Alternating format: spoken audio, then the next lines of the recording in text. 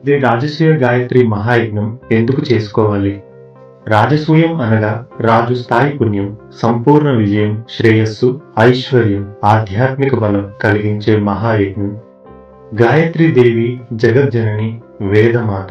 గాయత్రి మంత్రం శక్తితో చేసే రాజసూయ యజ్ఞం అత్యంత పవిత్రమైనది. ఈ యజ్ఞం ఎందుకు చేస్తారు? మొదటిగా, జీవితంలో విజయవంతం కావడానికి. రాజసూయం పురాతన కాలంలో రాజుల దేశ శాంతి, రాజ్యాభివృద్ధి, విజయం కోసం చేసేవారు. ఈ యజ్ఞం నేటి కాలంలో వ్యక్తి, కుటుంబం, సమాజ అభివృద్ధి కోసం చేస్తారు. రెండవది, గృహశాంతి, కుటుంబ రక్షణ. గాయత్రి శక్తితో చేసే హోమం ద్వారా ఇంటిలోని విభేదాలు, నెగిటివ్ ఎనర్జీస్, దృష్ట దోషాలు తొలగి శాంతి, ఐశ్వర్యం వస్తాయి. మూడవది, మనస్సు ప్రశాంతం, ఆధ్యాత్మిక ఎదుగుదల. గాయత్రి యజ్ఞం చిత్తశుద్ధి, ఆత్మబలం, మెదడు శక్తిని పెంచుతుంది. ధ్యానం చేయలేని వారు సైతం ఈ యజ్ఞంలో పాల్గొంటే వెంటనే ప్రశాంతత అనుభవిస్తారు.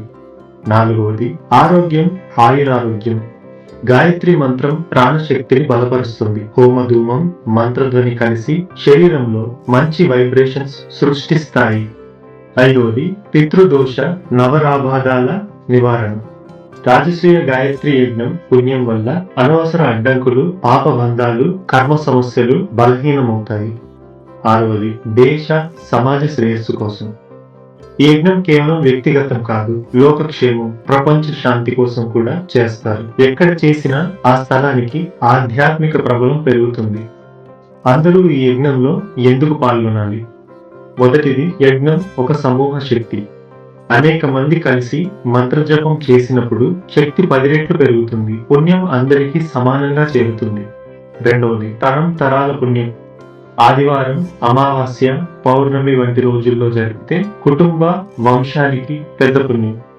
మూడవది, సేవ, సత్సంస్కారం. ఈ యజ్ఞంలో పాల్గొనడం అంటే మంత్రం వినడం, ఆహుతులు వేయడం, హోమశాంతి చేయడం. వీటన్నిటి వల్ల మనలో ఉన్న ధర్మబోధ, భక్తి, సేవాభావం పెరుగుతుంది. నాలుగవది, కోరికలు నెరవేరే పుణ్యకర్మ.